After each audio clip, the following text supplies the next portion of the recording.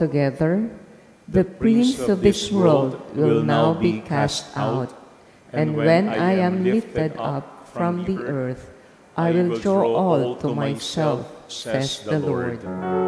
Alleluia, alleluia, alleluia, alleluia, alleluia, alleluia, alleluia, alleluia.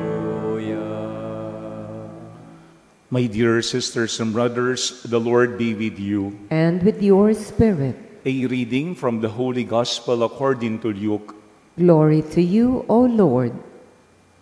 When Jesus had driven out a demon, some of the crowd said, "By the power of Beelzebul, the prince of demons, he drives out demons." Others, to test him, asked him for a sign from heaven. But he knew their thoughts and said to them, "Every kingdom divided against itself will be laid waste, and house will fall against house. And if Satan is divided against himself, how will his kingdom stand? For you say that it is by Beelzebul that I drive out demons. If I then drive out demons by Beelzebul, by whom do your own people drive them out? Therefore they will be your judges. But if it is by the finger of God that I drive out demons, then the kingdom of God has come upon you. When a strong man fully armed guards his palace, his possessions are safe. But when one stronger than he attacks and overcomes him, he takes away the armor on which he relied and distributes the spoils. Whoever is not with me is against me, and whoever does not gather with me scatters. When an unclean spirit goes out of someone, it roams through arid regions searching for rest.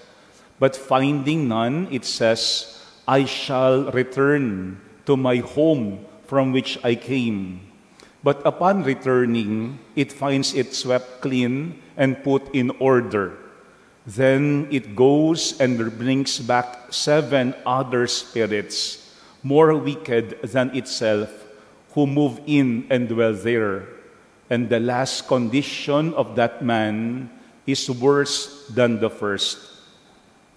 My dear friends, the Gospel of the Lord. Praise to you, Lord Jesus Christ. Please be seated for a while. Again, my dear sisters and brothers, good afternoon. Today in our Gospel, we've seen that Jesus had performed an exorcism. He was able to drive out a demon from a person who had been possessed by it. And yet here in our Gospel, not everyone liked what Jesus did. Palaging ganoon, meron at merong grupo na ayaw at kokontra kay Jesus. Even if he was doing good, there will always be certain group who will go against him, who is waiting to see him fall. And at the same time, these people had resorted to what we call gossip, or yung tinatawagan nating paninirang puri.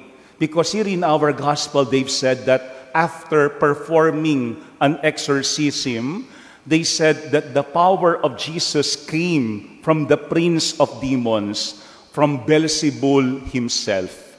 I think magandang paalaala yan sa atin. Even if we are doing good, expect that not everyone would like it. There will always be people who will wait to see us fall. There will also be people who will create false stories against us. Palaging merong hahanap at hahanap ng pangit sa atin. Palaging merong mga tao na mag-iisip ng masama sa atin. Maaring for different reasons. Some because they were threatened by the presence of Jesus. and some because they were also envious of Jesus. But I think looking at our gospel, Jesus is inviting us to pay attention on two important things. Ano yung dalawang bagay na kailangan nating tutukan? Number one is discernment. Number one is discernment. Why? Because when we say discernment, we have to check on how the evil spirit works. Paano ba gumagalaw ang masamang espiritu? Huwag nating isipin, when we say evil spirit, palaging merong sungay. Don't expect that when we say evil spirit, palaging merong buntot o kaya palaging merong pakpak. Why? Kasi itong evil spirit, ang kanilang forte, ang kanilang strength is that they were able to deceive us. Kaya nilang linlangin ang tao. They can pretend to be doing good, but in fact, they are not good. Kaya nga yan ang unang ating tignan in our gospel. There are certain people who are saying that the power of Jesus come from Beelzebul.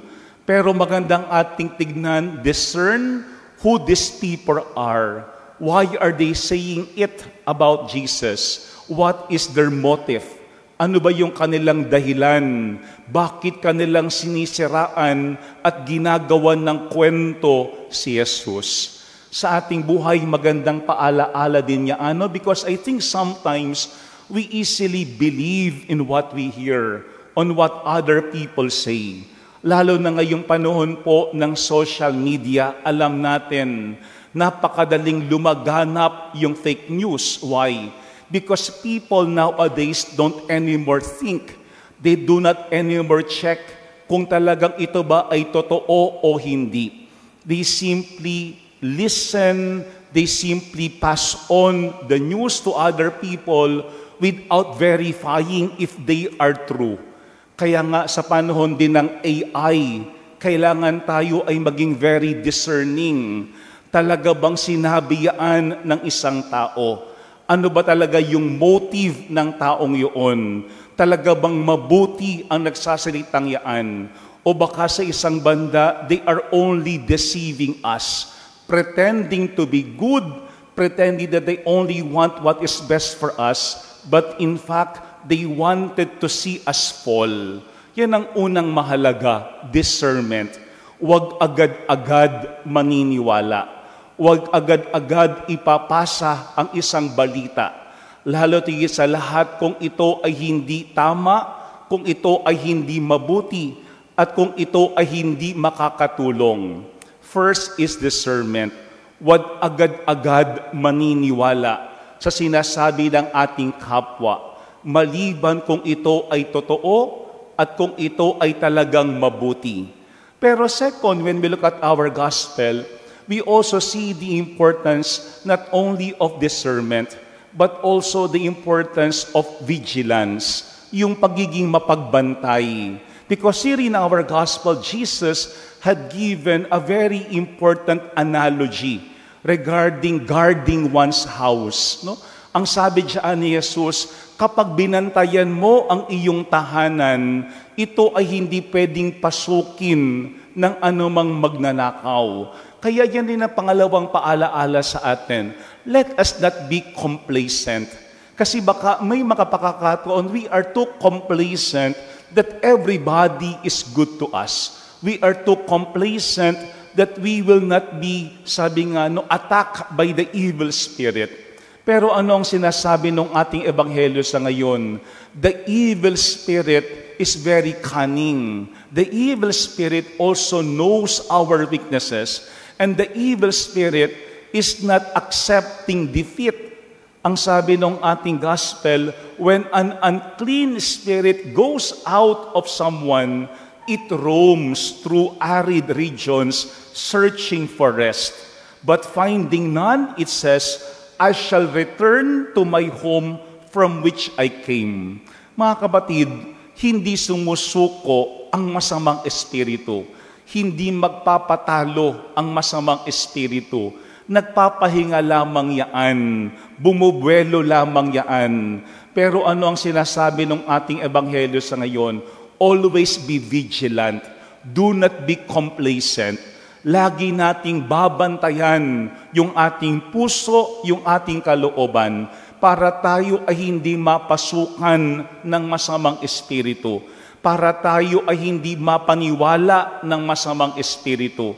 Kasi ang sabi ng ating ebanghelyo sa ngayon, then it goes and brings back 7 other spirits. Kapag umalis daw ang isang masamang espiritu at bumalik, meron niyang isasama na mas maraming masamang espiritu. Kaya ang sabi ni Jesus, the last condition of that man is worse than the first. The last condition of the man is worse than the first. That will only happen if we are not vigilant. Kapag tayo ay hindi nagbabantay, kapag tayo ay hindi nag-iingat. Maganda yung sinasabi ni St. Ignatius of Loyola. Ang sabi niya, yung masamang espiritu daw ay parang kalaban natin sa gyera. Alam niya yung ating weakness at alam niya when to attack us. Tandaan po natin, hindi aatake ang masamang espiritu kapag tayo ay nagbabantay. Hindi tayo tutuksihin ng masamang espiritu sa mga bagay na hindi kaakit-akit para sa atin. That's why when we look at our gospel, there are 2 important things that we have to remember. First is discernment. Sana tayo ay nag-iisip.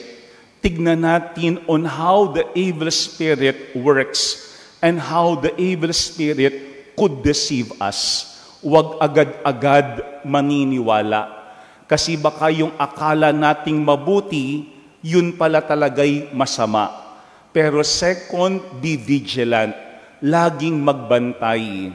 Let us not be too complacent because the evil spirit will never accept defeat. It would only rest for a while, but it would surely return. Sana tayo mismo, we ask the heart of Jesus not only to purify our hearts, but we ask the heart of Jesus to always guard our hearts. Amen.